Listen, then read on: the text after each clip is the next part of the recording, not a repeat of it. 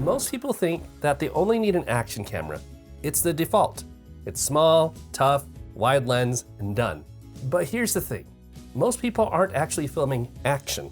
They're just trying to capture life. You know, the real moments, the stuff that you don't want to miss. And that's where people get stuck.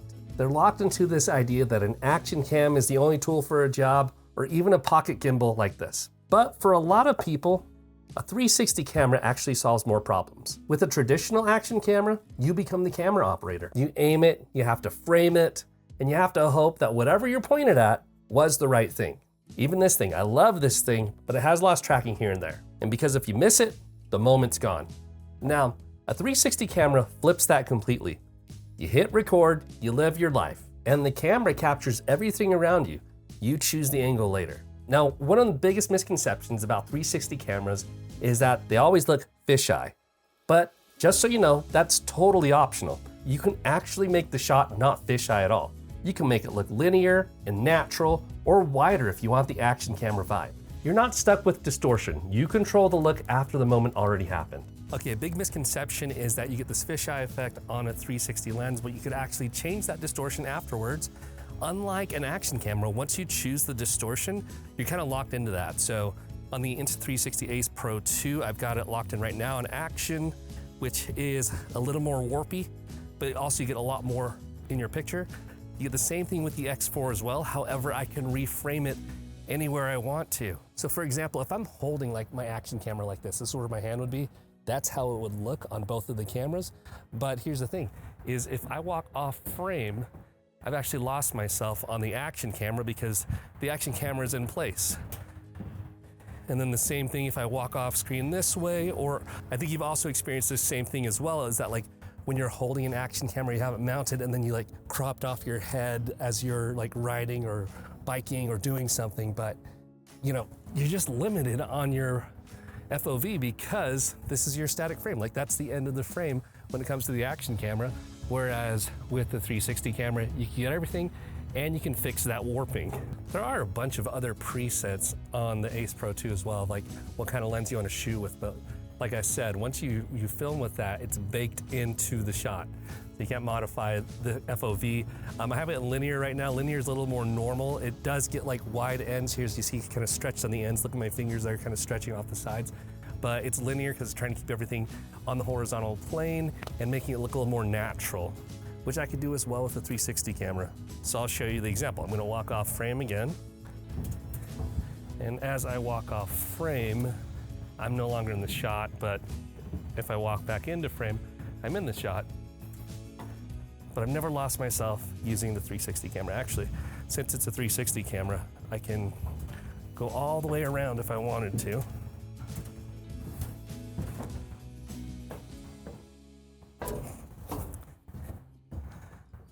And change that any way I want to. Now, another misconception is that reframing is complicated, but it's really not. You swipe to pan, pinch to zoom, tap to track a subject. That's the entire workflow. Okay, so this is the really cool part, is the reframing. Everyone thinks that it's difficult to reframe, but it's actually super easy. So you can connect wirelessly from your 360 camera to your phone, and then you can also download the footage onto your phone. It doesn't actually take that long. So once you download it onto your phone, you can go into the Insta360 app, which I will do here. Let's go to this clip with Johnny Rome's from his launch. All right, so check this out. Here's the video clip. I can reframe my video by dragging across here, but also I can make this vertical video if I want to by going 9:16. And I can zoom out and I still get everything I want there. But obviously the closer you get to the lens, you're gonna get more of a fisheye effect, which is what we don't want. But if we zoom in, you see that the fisheye actually kind of disappears. Not kind of, it does. Looks a little more normal, right? A little more like an action camera. And you'll see when I pinch it in and out, it gives you degrees, like your degrees of field of view. So like I said, you can reframe this to any field of view that your action camera already has. You're not locked into one field of view. Okay, I want to talk about reframing here. Let's do this as 16:9. And this is really cool. This is really easy. And there's a couple of ways to do this, but I'm going to show you the easiest one using your mobile phone and the gyroscope. So I'm going to go to record in the bottom left, and you'll see right here, if I move around like this, it's actually rotating me like I am the cameraman. Okay, we're closer to the car here. You'll see if I move my phone up and down like this, it's literally like I'm filming here. If I move around, there it is, like stopped in time. But also that field of view changes when you zoom in. It makes it a little more normal. So on the right-hand side, if I scroll this up here and zoom in, you'll see my field of view is actually changing and it looks a little more normal. See, if I look around, if I pinch in, I have 100 degrees right here. So that's where this is at 100 degrees. That looks pretty good. It doesn't look too fisheye to me, if that's a word. But also from here, this is so easy. I'm gonna start record and it's actually gonna play my clip. And as I move, it's recording my movements. So I could be right here, filming our interview, and say he talks about something with the car, I could just spin around like this and look at the car. I can also zoom in by dragging that slider up. If I pull it back, I could zoom out. And you could go as globy as you want to, like this. Okay, I zoomed all the way out and that gets everything all around us. But get creative with it. And as I move, it'll move with me. But it's capturing all of these different movements. As I turn and as I zoom in, I'm really the cameraman after the fact. Actually, this interview is from the Johnny Rome's launch, and you can go watch it right now. And you'll see that I do move the camera like this over and over as I'm filming. But while I do that, if you notice here, I'm literally just holding the 360 camera in my hand right here, but you can't see it because of the invisible selfie stick. But it gives me that opportunity to film afterwards while being there in the moment. Honestly, it's easier to do than fixing a badly framed shot, because with 360, you're not stuck with whatever angle you guessed in the moment. Now this right here is the Insta360 X4 Air. Not as a pitch, but as an example of how simple 360 has become. It's lightweight, it captures 8K 360 footage, which gives you plenty of room to crop. What's unique about the X4 Air and the X5 is that the lenses are replaceable. The exposure and HDR tools balance tricky lighting automatically. It stabilizes everything. And when you use the invisible selfie stick, it gives you shots that look like someone else is holding the camera. I also forgot to mention that you don't actually need to reframe that way. There are other ways to do it, especially using AI. You could draw a square around your face and then it'll just track you the whole time and record that clip for you that way. But also giving you the options to go horizontal or vertical video and just cropping it any way you want to. Okay, so what I want to show you right now is the invisible selfie stick test. You'll see right here, I have the X4 and I have the invisible selfie stick in my hand. But because it's a 360 camera, it makes that selfie stick disappear, as opposed to right here on the Ace Pro 2, it does capture the selfie stick in there. See, right there? Actually, you can already see it as I'm holding it here. Just another reason why this thing's so much cooler. Placement also matters way less than people think. You could put it behind your monitor, above a desk, or on a shelf. It's catching the entire environment anyway. And if you extend it out just a bit, you get that floating cinematic look that's impossible to get from a pocket camera or an action camera. And here's something that a lot of people tend to forget about shooting with a 360 camera. You don't have to shoot in 360 at all. You can use the X4 Air just like a normal action camera. You can pick the lens you want. You could use the front or the back lens, and it records a regular 4K POV clip. No reframing, no extra steps, just a clean shot ready to share.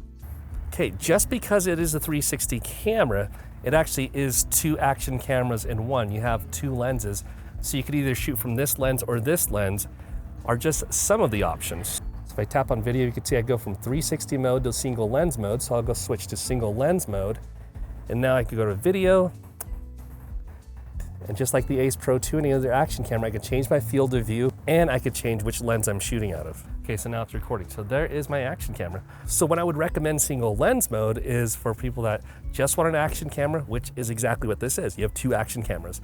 But also because you're shooting single lens mode, you're actually shooting just one video, so your file sizes are a lot smaller. So that's a good reason to have it as well. But again, I like to compare it to, like, if you had an all-wheel drive vehicle and a two-wheel drive vehicle, but the two-wheel drive vehicle actually costed more, but the all-wheel drive vehicle costed less, and you get a lot more bells and whistles. It's kind of a no-brainer. You go with the all-wheel drive vehicle that's cheaper, that has a lot more bells and whistles. It's exactly what the X4 Air is. Also, my workflow now lives entirely on my phone.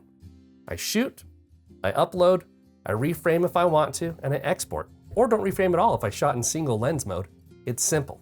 Now, to give you a balanced comparison, action cameras still have their strengths. The Ace Pro 2, for example, has a larger sensor, So the image quality is cleaner, especially in low light. That matters if you're filming POV, mounting the camera for sport, or if you want maximum image quality straight out of the camera. Here's kind of the rule of thumb. If you know exactly where the action is happening, an action cam is still a great choice.